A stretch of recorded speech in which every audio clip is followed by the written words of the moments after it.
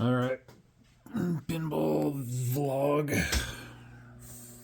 flash, the latest one I've set up. Williams flash from 79, I think. Kind of going through this. Back glass isn't too bad. The red's kind of faded. A little more orange, pinkish. But other than that, it's in pretty good shape given the age. So repaint on the cab.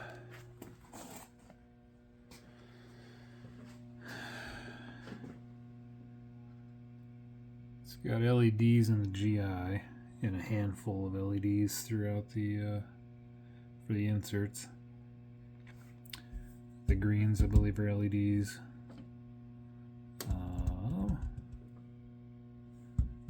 I don't think, maybe all of them are, I don't know. I've not lifted the playfield yet on it and checked it out. But playfield's not too bad. It's got, that's probably the worst of the wear right there, just some missing paint on her forehead. Otherwise, it's kind of just of the era. It's got all the ground in ball swirls and stuff that you're just never going to get out. This playfield is what it is. A guy could do that touch up and seal it if he really wanted to get crazy with it, but this is just a good kind of player's machine and shoots pretty well. I wonder what's going on here. It looks like, oh yeah, it's got the pop bumper cap LED caps in here, but this one's only lighting the center and not the ring. That's usually on these. They have a little on this model, they've got a little mini trim pot, and those are really just really tiny little trim pots that can go in and out of adjustment. You try and max them out so that they get the maximum brightness, and then you'd go just one hair too much and you're going to back it 0 where it only lights the middle kind of thing. So that's probably what's going on there. If not, worst case scenario, replace it. But I don't know if those are original pop. Yeah, those are probably original pop bumper caps. Original plastics. Original ugly faces.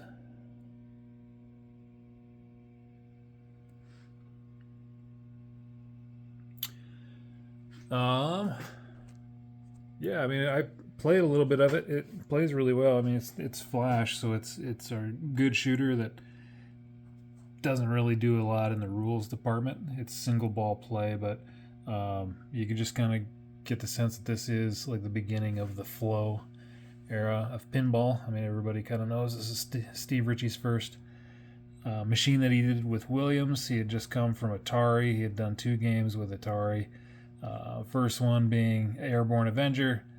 I've never personally played one, but I've played enough Ataris, and I've seen the layout of that one that it's pretty much nothing to write home to mom about. The best part of that game is the back glass on Airborne Avenger. Then he did Superman. A lot better.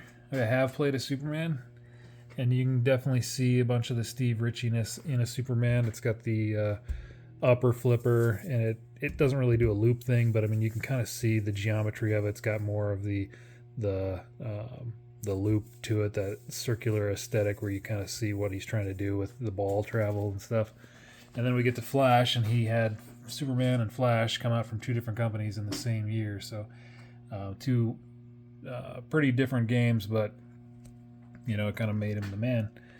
So this one, it's got the classic horseshoe sensors on the back of the drop targets, and they're problematic.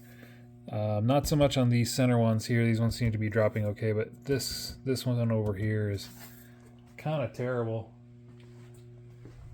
Oh, I do have... Oh, where are they?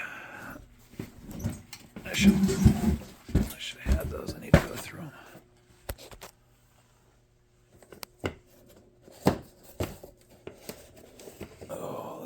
junk.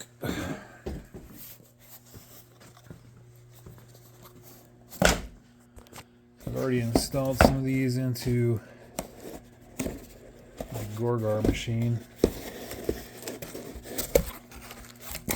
These are NMP sensors, and they are specifically made to deal with the inherent problems that goes along with the horseshoe style drop target switches. So on the back of the original Williams drop targets, it has this copper horseshoe with a set of contacts, one on each side, and it's screwed into the back. And so when that horseshoe goes down, it makes contact on a little switch plate, and depending on which position it's in, up or down, the contacts will touch different pads on that switch plate to tell the game whether or not the switch is up or down. And then there's some part of that circuit that also tells it when all the switches on that particular bank are down, which is pretty idiotic because they could have just done that in programming. You know, if switch 23, 4, 25, if all of them are down, then you know it's time to raise them back up. It's simple programming. Well, I don't know whose genius idea was to make that inherent to the wiring in the switch lab, but they did. So it's pretty stupid, and we didn't have a solution to it until fairly recently. I think there is another company that's doing something similar to this, but NMP are the ones that I've been dealing with. I think they might have invented this, but it's basically a magnetic sensor. I don't know if they necessarily call it an eddy type sensor. That if you're familiar with any eddy switches like they used on WPC games, but essentially you take off the old horseshoe contact boards and you instead replace it with this, and then you take the actual horseshoes, those switch horseshoe plates off, and you clean up the back of your drop target. And each one of these is a little, I don't know what kind of, if it's like a rare earth magnet or what kind of magnet it is, but neodymium, I have no idea. They're all pretty strong. These are pretty wily little magnets if you get them too close to something. But you epoxy one of these into the little nook where the horseshoe sensor usually sits. It gets epoxied into place, and when the switch goes down, each one goes down, that magnet will line up over these sensors, and it basically changes the magnetic, I don't know if it's a resistance or magnetic, the henries that are in here between these two, I have no idea. But it's basically measuring a change in the magnetic field that's going between these two pieces. And when it senses that, it registers the hit. And so you're basically taking away the contact. It's making it a contactless operation. Later games like Black Knight, later games like Barracuda, System 7 stuff, I don't know if they did anything before that, but most of those games have a leaf switch that goes on the bottom. So the drop target comes down, it strikes the leaf switches and closes it and makes contact. You don't have to worry about it because it naturally wants to go down. There's no resistance there, and it just drops. There is a little kind of a tensioner blade that goes on the back of those, which is actually kind of handy. I like having that tensioner blade because it allows you to adjust how much push it takes to knock the drop target down. You don't want a drop target that's dropping just because it's close to a pop bumper or some other device going off or playfield rattle. Sometimes drop targets are so sensitive, just anything else going off, you can get random drops. Well, that tensioner blade on the back of those keeps that from happening. So that's kind of nice. The ones I did on my Gorgar, I installed, and they don't have anything. They're just the magnet, and so those drop targets, there's nothing there. As soon as you touch them, they drop. Thankfully, maybe it's just my game, or maybe I'm overthinking it, but it does not have an issue whatsoever with random drops. The targets on there are rock solid, but it's amazing whenever I touch them by hand, they just feel different because as soon as you touch them, they're dropping. They feel like they should be way less reliable than they are, but they just work.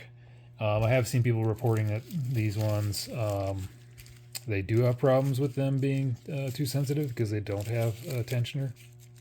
But the ones on my Gorgar work great, so I'm going to install these on this one, and I think I bought an extra set to install on Laser Ball over there, but I'm not going to get to that anytime soon. So yeah, here's the 5 for the 5 bank. There's a 3, and what is this? A 3, a 2, and a 2. Because I think when you have a single, no, this is a 1. Yeah, so a 3 and a 2. Yeah, something like that.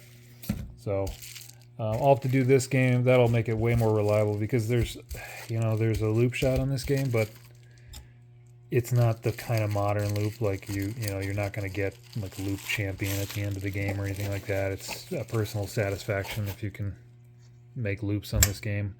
But there's no rules that exploit it or anything like that. So other than that, you're kind of just hitting drop targets. You're making the flash lamps go off, which this game's called Flash because it was the first pinball to incorporate flash bulbs. So you build your bonus, you get your high score. There's not a lot going on. There's no multi-ball in this game. It did have a background sound. It was the first game to have an incorporated background sound that starts out at a certain timbre and then ratchets up as you go. It's pretty obnoxious. It's not the greatest sound in the world, but it's something. I'm tempted to turn it off. But then it just sounds like nothing. So it feels like you're not even playing an exciting game because there's nothing going on. What else we got here? Spinner shot's pretty satisfying to hit. It's pretty easy to rip from there. But when you rip it, it goes up to the top lanes. It's not like it makes a loop around or anything like that. It does have this inner loop here. If you shoot here, it's way more likely to travel up and go around and feed to this flipper, it's fun when it happens, but again, there's no rule that's making that, and even the geometry it's kind of more circumstance that it does that rather than actual deliberate design that gets it to do that. So does need new decals on the drop targets. There's a little bit of peel back, but they're not terrible. But for its age, it's in pretty good condition. I do need to... It's got the highest spring tension on there, which it really shouldn't need, but I think what's going on, there's something... if I had to guess, it's not striking the ball early enough. It's like the very tip of the flipper hits it, and it's hitting it off center. So rather than being a center, it's kind of off like that. Well, what that means is instead of the ball trying to naturally travel up the center, striking this rail and riding that rail and then feeding nicely and smoothly and quickly, it's kind of, because it's getting struck on the right-hand side, it wants to dogleg to the left, ends up hitting that rail late and loses its momentum. There's kind of a some fine tuning that goes into all the geometry on any pinball game, but on your shooter exit, the tiniest little tweak can make all the difference. So sometimes it's adjusting the fingers on the rest plate there. So I can see right now that the rightmost one is set way forward compared to the left. So that's off. That needs to be addressed. And then if I look at the shooter lane relative to the shooter plunger, the shooter lane, it's going to the right a little bit. Well, that could be kind of anything, but usually what I start with is one of the screws loose on the back of this where this housing mounts. If you get a loose screw on this housing, wherever it's loose, that's going to end up changing the trajectory of that rod, and as you tighten it up, you'll start to see that shooter rod start to walk relative to how you're tightening it. So if I'm tightening down this side because it's loose, it'll start to walk to the left and vice versa. There's usually on this Williams style, there's a screw down below, and that will start to change. If you start tightening that, it'll start to change how far up or down. So all those little adjustments in there, the angle of the shooter rod, the distance of the fingers, how those are set, that'll affect that. And then once you finally get the ball shooting straight, you have to wonder, is this rail at the right angle? They do give you some adjustment in there via that little channel. That's not meant to just be a static angle there. They put that channel in there for a reason, because not every game lines up exactly the same.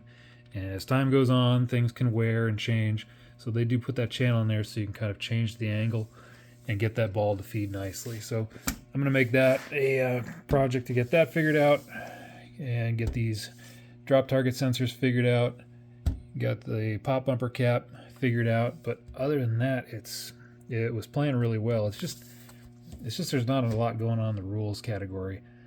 I watched a video years ago.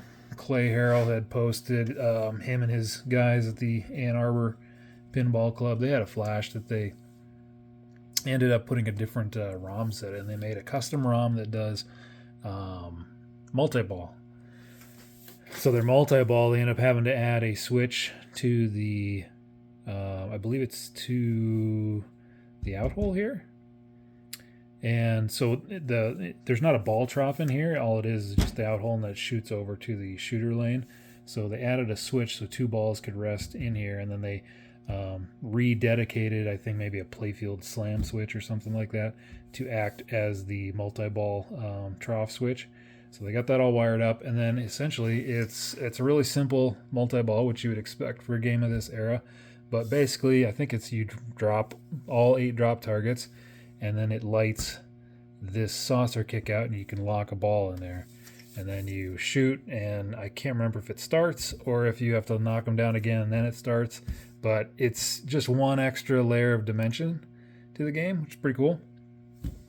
If I were to change anything on here, I'd make it a multi-ball game, but do something with the lanes up top, because a lot of the game is meant to shoot the upper lanes. But once you get up there, you don't have lane change. Okay, it's forgivable. But once you do light all the lanes, it doesn't clear them and then you start over or anything like that. They're just always lit. And going over them, you get points, but you just don't get any satisfaction that you're accomplishing anything more. So once you've kind of knocked all the drop targets down and hit the saucer a few times during a ball, it's like, okay, well, until I drain and get a new ball, that's kind of all there is. But it's still fun to shoot, and it's still fun to rip spinners, and every once in a while when you get a actual loop to occur from this upper flipper, feed around and feed again, that's pretty fun because you really don't expect it. But it's a cool game. It's a good early Steve Ritchie style, and for its era, it was kind of doing things that other games were not doing. Because Disco Fever came out just a little bit before it, and it's very much of its time. Single ball game with drop targets, but there's not much going on in terms of flow. Definitely not much going on in terms of rules. Definitely not much going on in terms of ambiance or atmosphere. It doesn't have any sound going on other than the points being scored, and it doesn't even have an attract mode to blink the lights at you while things are doing nothing. So, and it's disco. So yeah, 2 games from basically the same era, but doing wildly different things from 2 very different designers. But yeah, it's cool. I'll have to dig into this one, kind of see what's going on. I haven't been inside this game in a long time, so I don't really know what's going on under the hood. I did put the head on it, and it looks like the 40-pin interconnect looked in good condition. It had some chips and stuff that were socketed. It looked to be pretty good. Power supply. I think some of that had been rebuilt at some point, but it didn't look original. It definitely didn't look new, though. But overall, the back box is in pretty good health. The components it and everything. There was some flickering going on with this credit display earlier when I was messing with it. So maybe it's because it hasn't been ran in a while. Maybe there's something flaky with the connector. I'll see what's going on there. I don't think there's going to be too much to do on this one other than just making it, the things I mentioned, a few, maybe fully LED it because I don't think it's fully LED'd. But yeah, it's all right. The art's not my favorite, but I mean, at least I don't know.